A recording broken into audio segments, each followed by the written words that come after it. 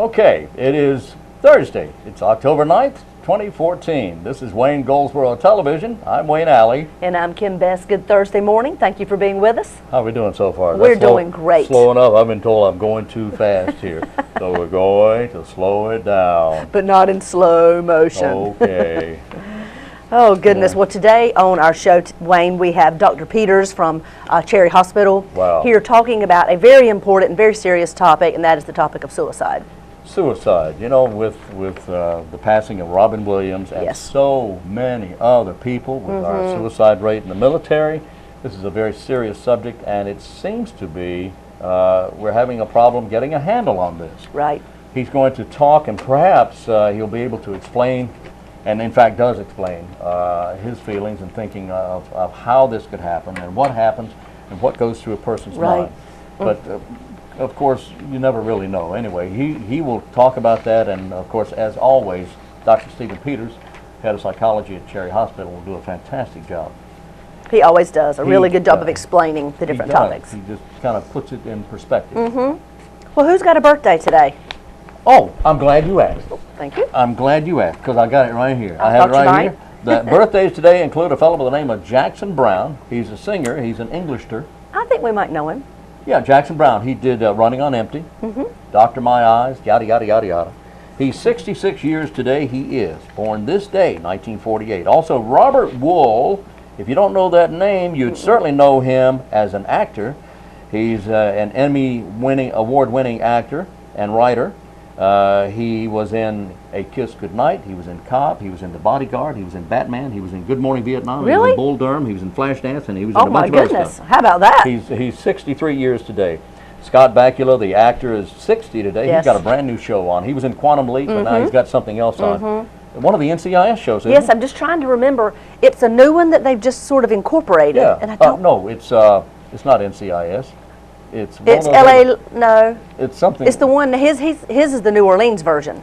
Exactly. But I can't remember what show it is. I've gone blank. Right. It's something in New Orleans. It's something Miami, something LA. Now it's something New Orleans. Yes, it is. What is that? It's a CSI. Is that it? Yes, it is. Okay. Don't ask me how to spell it. CSI New Orleans. I tell you what, these foreign words have thrown me every time. Today is a birthday for. Zachary Ty Bryan. If you don't know the name, yes, you know this guy. He's just a kid. He's 33 years. He was Brad on Home Improvement. Ah, yes. You know, the older blonde child, Brad. He's 33 years today. Can you believe that? Wow, he's grown up. And on this day, I have got to mention this. Okay. We'll let you. One of my favorite actresses, Ann Jeffries. Oh, yes. Guess where she's from? Imagine that. Right here in little old Goldsboro. In 1953, on this very day, she and Robert Sterling, who played George Kirby. Yes. She was Marion Kirby. And the lead character of Topper, played by Leo G. Carroll, first appeared on CBS television. This day was a series. Oh, my goodness. And our very own little Annie Jeffries was the star of that program. Of course, she had already made a name for herself. Yes, and she has done many, many shows since then. And but, what oh, my a wonderful goodness. person she is. She comes back to Goldsboro periodically, visits the Paramount Theater, of course, when she comes, and there's a beautiful portrait of her right there in the main lobby of the Paramount Theater. Indeed. A beautiful lady indeed, Ann Jeffries. That happened on this day, 1953, when it first came back on the television. Wonderful. TV, Topper. What a great show that was, too. And the story is fantastic. Just fantastic. Don't forget this weekend, this Friday night, is at the Paramount Theater is a group called the Swingle Singers. If you want to hear, I know it's hard to say that. Hard to say, I know it is. If you want to hear a little sample or a little tidbit of their singing, you can go to GoldsboroParamount.com, and there is a little YouTube version of their performances, and you can see. But that's this Friday night at the Paramount Theater as part of the Paramount Performing Arts Series at 7:30 this Friday night. Boy. Looking over stuff. Yes. Today is Leif Erikson Day. Really? It is October 9th. This is supposed to be the day sometime a long time ago, about 700 or 1,000, about the year 1000, when he crossed the Atlantic from Scandinavia and discovered this continent. Right. All right. They didn't stay. There were no rooms available. You know, they didn't like the traffic. Yeah, I understand. All right. Also, this is National Chess Day. Do you play? Chess? No, I do I not. don't either. No. I barely get by with checkers. Checkers. Yeah. I like a good old game of checkers Of course, myself. I like to watch people play chess. I do too. It is very strategic. Extremely. Very intense and very Yes, strategic. It is. Also, well, when I used to go camping. I was intense a lot. Anyway, today is also National Depression Screening Day, and that's not funny. Right. National Depression Screening Day. All right. We're going to go on to our. That's right. Let's go to our interview. show. Here's Dr. Stephen Peters.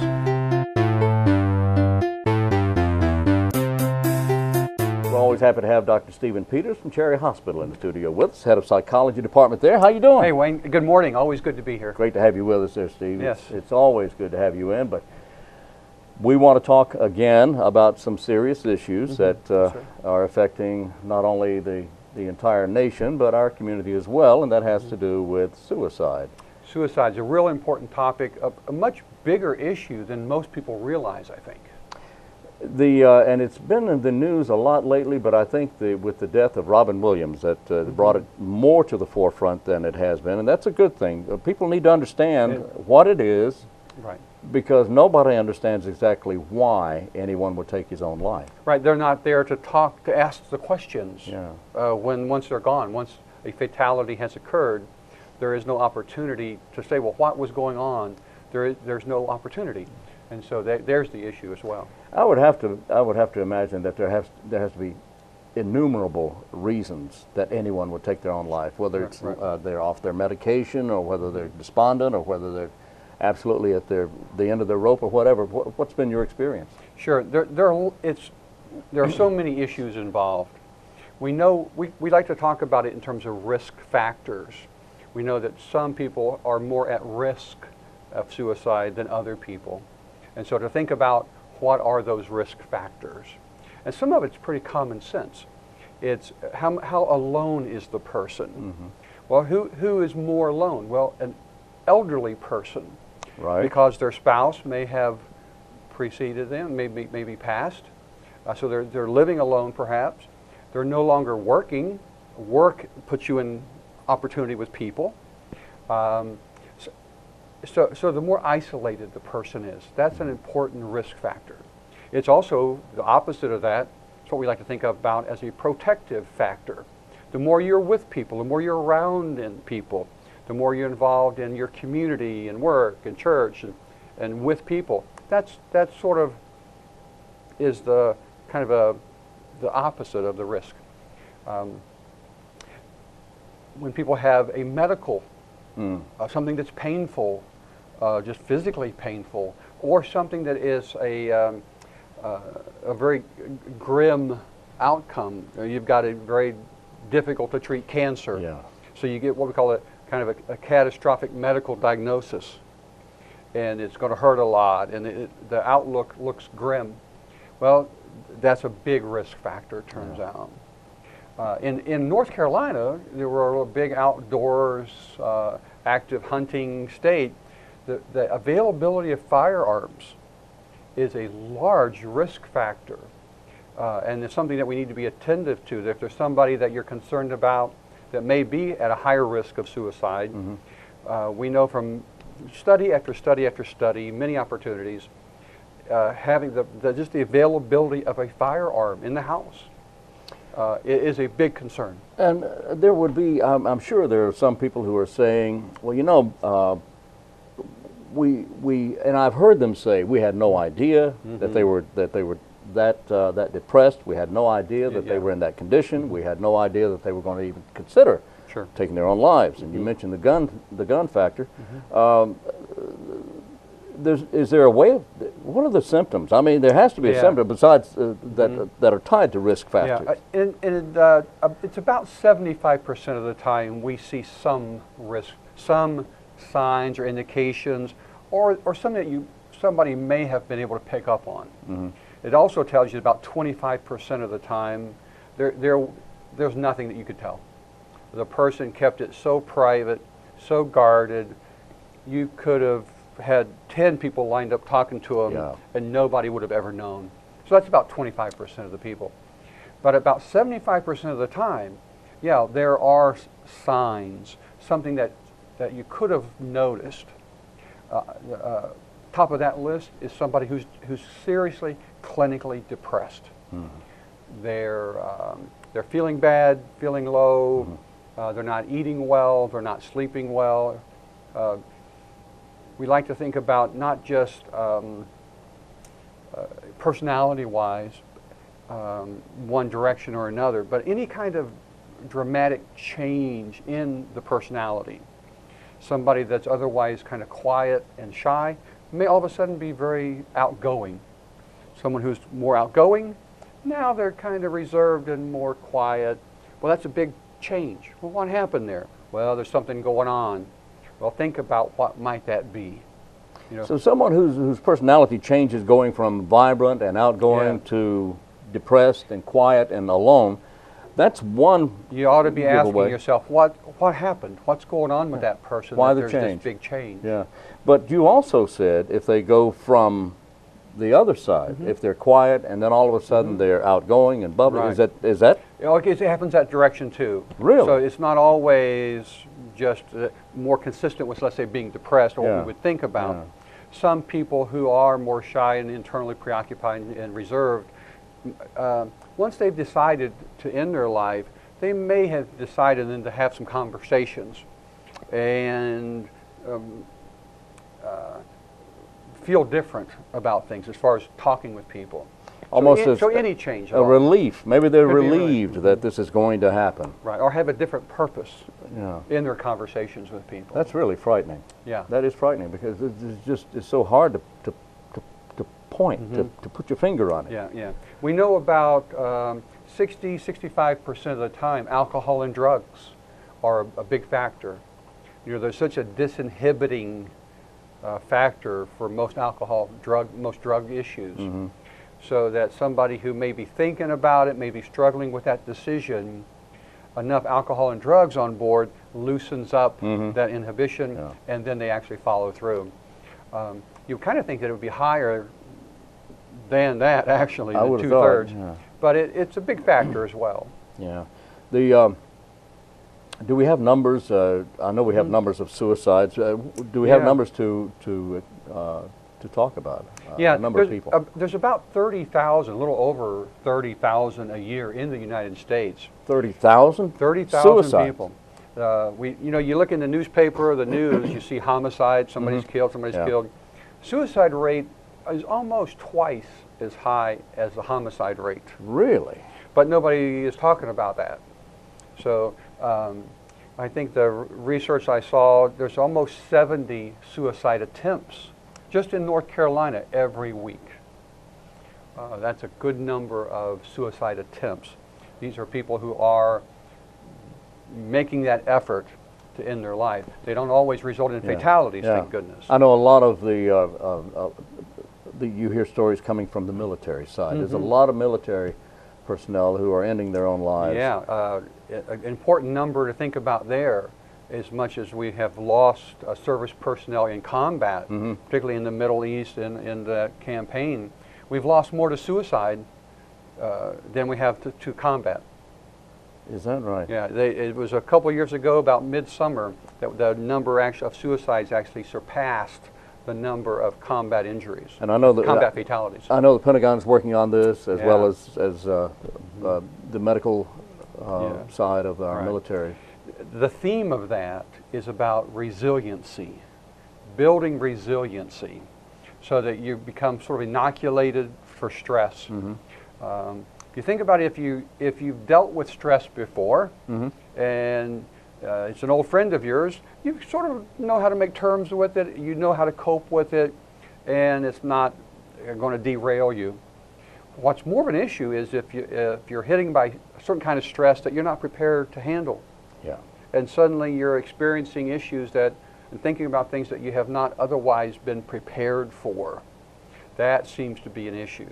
Well, in combat, in active military, there are some things that we know they should anticipate. There's going to be some very challenging things. What happens when a good best friend gets killed right in front of you? Yeah. You might experience that. Yeah. Well, what would that be like? So let's talk about that. Let's role play that. Let's think about how you're going to cope with that if that was to happen. We had a mother in a few weeks ago whose son had committed suicide, and she She was, of course, going through all the emotion. He died a couple of years ago, and she had made up her mind not to let that situation take control of her. She's fighting back, and she has started an organization, or is promoting an organization here in the county. And if someone knows or has a fear of someone who in the family or a friend who may be considering, or perhaps is at risk of ending their own life, what should they do? Sure. Talk to somebody who can do something. Take it serious. Should they confront the person? If they're comfortable with that, to have a conversation, but be ready to call the authorities, call the police, call the sheriff's department, call 911 if their concern is that this is an imminent, important issue. Get that person to talk to their family physician, get them in to talk to a mental health professional, and be honest and open about what the predicament, what the concerns, what the stresses happen to be. I can see, as you and I have talked many times about depression and the many degrees of depression and how it can take over a person's life, when that person can seem to have no problems at all, but at the same time be extremely depressed. Yeah. I can see the same thing happening with a person who is at risk of suicide, where they would want to deny it to a person. Sure. So if they're saying, I'm fine, I'm okay, don't worry about me, not a problem, what do you do? Yeah, and that's where you have to just be on guard. Then you take action. We know there are risks, what we were saying before about firearms. Well, can we get the firearms over to a family member, just hold on to them for a while? Yeah. Can we kind of add more people to the mix a little bit, increase that social contact? Can we start doing some things? Can we address maybe a medical concern? Can we start doing some of the things that might be contributing to it? I don't want to make this a political issue, but and this is my opinion, I am a gun advocate myself. I believe in the Second Amendment, and I support it. I wonder, though, how in the world someone in a condition can get their hands on a gun to start with. How does that happen? Yeah, because it is the number one way that people kill themselves, is with a firearm. Is that right? Yeah.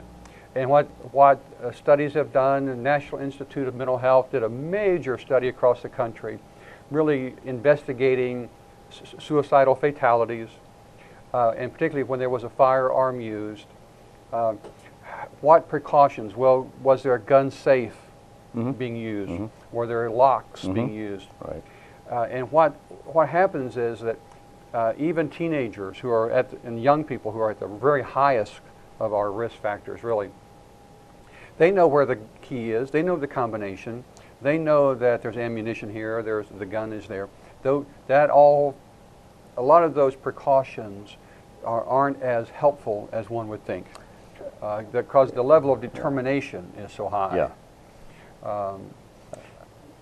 I really think there's a danger of being a little careless. Well, I would say a lot careless. Right. Well, for personal protection, that's fine. You kind of think about having a firearm handy, Right. And not always as secure as it could be. But again, we're talking about when you know there's somebody in the home who's at this kind of risk. Let's just for a while, until better days are upon us, let's just have somebody else take care of that for us. Right. You know, we think about living in a city, and most of us who live out in the country think that city life is stressful and the pressures and the people. It's really people who live in the country have a much higher suicide rate. Really? It's the isolation that no one will notice. You can be struggling with suicide. There may not be the resources for someone to talk to. It's harder to find mental health resources. You might not have such an easy way to get into your family physician even. Right. So it's really easy to be isolated. There are ways of doing yourself in, and it becomes a bigger issue. Yeah. Look for the telltale signs, consider the risks, and if you know of someone who you feel may be considering taking their own life, call us. Ask the questions. Some people get concerned about if I ask the questions, maybe that'll give them an idea. And it doesn't happen to be that way. Ask questions. Are you okay? You're not thinking about hurting yourself, are you? Are you going to be, So come right out with it. Be direct. Confront them with it. Yeah, be direct. Be direct and be honest with them. Right, and let them know that you're concerned about them. All right. Yeah. And if they don't listen, then 911. 911, sheriff's office, police department. They'll come out. They'll have some conversation. They'll get a better assessment done. Yeah. Let the professionals handle it. Online, would NIMH be one National source? Institute, there is a suicide, it's 1-800-273-TALK is a suicide talk line Okay. that is served and taken care of by, manned by the U.S. Department of Health and Human Services. And so 273 talk. 273 talk. 27. That's an 800 number. 1-800-273-TALK. That's it. Somebody to talk to. All right. Gee whiz, man. It's always great to have you in the studio. Well, thanks for here having this us. morning. Dr. Stephen Peters of the head of psychology at Cherry Hospital. Thanks again. You betcha.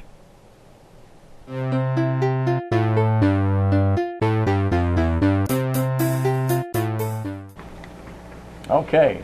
It is Thursday. Yes. Yes, it is. All day long. And it's Thursday. It will be all day long, unless you're in Nebraska, and then it's something else. But We do want to say thank you to Dr. Peters Oh, for yes. giving us the fantastic information, and, Yeah. and we always want to thank him for coming in and sharing on sometimes very unusual topics. and touchy topics. And touchy touchy things, but topics. he doesn't back away from anything. Absolutely. He's So thank you. he's brilliant, and he will be back again very soon. Yes, he will. I want to remind you that you can find all of our programs, this one and earlier, all of them, on our YouTube channel. Yes, you can. You can go to waynegov.com, click on the right side of the page on our YouTube link, and it'll take you right to our YouTube channel. We'd love for you to come by. You can also go to the city's website at goldsboronc.gov, click on the YouTube link. It'll take you straight to WGTV, and like Wayne said, you can see every show from the day we started filming, and we have talked with so many wonderful people across Wayne County, from airmen to every civic organization you can possibly imagine. The list goes on, and we want to say thank you to each and every one of you that have been a part of this, because this is a partnership between the County of Wayne and the City of Goldsboro to inform you of what's happening right here in our community. It is. We've talked to doctors and lawyers and Indian chiefs, and we've talked to people. Pilots. Pilots, yes indeed. We've talked to the paranormal people. Yes, we have. We've talked to so many different people from different walks of life. We've talked about chili. We've talked about dancing. Oh, I thought you were talking about Chile, the South American country. No, and Argentina and Brazil and and Colombia. Egypt's and all behind that. me. Oh yeah, oh yeah, that's right, right over your head there. Yeah, is Egypt's Egypt, always near. Yeah, It's always okay. near me. Anyhow, that's what we do. It's as Kim mentioned, it's a collaborative effort between the city and the county, and we just try to bring you information about what's going on in town and the county, and some of the events going on, and inform you, as I am constantly being informed about things happening That's right. and why things happen. We're a And busy community. We are. We are. I love it. Don't Okay. forget now. This Saturday, you've got the Taste of Wayne right in front of City Hall. That's Taste of right. Wayne County, where you're going to be able to sample lots of different restaurants, the best of what they've got to offer. It is a fun day. It is. Lots of children's activities. Yes. Great things happening. Yes. You get to vote on who you think is the very best steak, who's the very best burger, who's the very best cupcake, and the list goes on and on. Don't it pizza sound and yummy? home cooking and everything. Ooh, it makes me hungry thinking about I it. just can't. I'm going to go sit and wait. Are you? I'm going to go wait for it to start. Then, of course, the Kids Fest is going to be happening at Berkeley Mall. That's right. That morning at 10 o'clock. There'll be all kinds of special people there for you to see. Who are a few of those little special people they might see we're in going to costume? see Smokey Bear, Sparky the Fire Dog. Yes. Ask Sparky to say woof, and he will.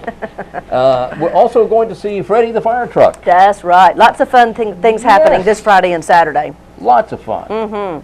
Today's the 9th. We Yes, it mentioned is. all that. Yes, we Okay. did. All And right. don't forget, Dancing Stars of Wayne County, right around the corner, October the 17th at the Paramount Theater. Local people in the community giving of their time, dancing with studios all around. Yes. And then they'll perform that particular night, Friday, October the 17th. We'd love to see you there. You can get your tickets at waynecountychamber.com. And remember, this benefits the Wayne Education Network. That's WEN. exactly right. All right.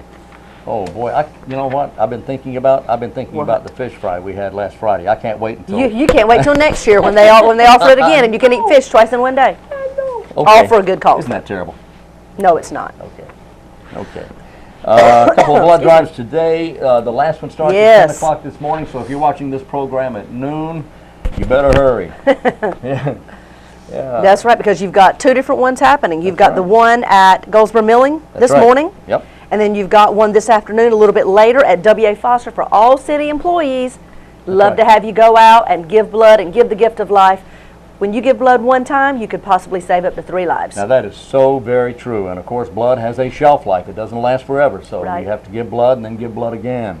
And you can only give every 56 days. That's exactly right, every 56 days. So Love give to the have you gift- join us. Yes, please. We're going to do this again tomorrow. If you'll join us again tomorrow, we'll be right here at this time. So until tomorrow on Wayne Goldsboro Television, I'm Wayne Alley. And I'm Kim Best, and this is what's happening in your community.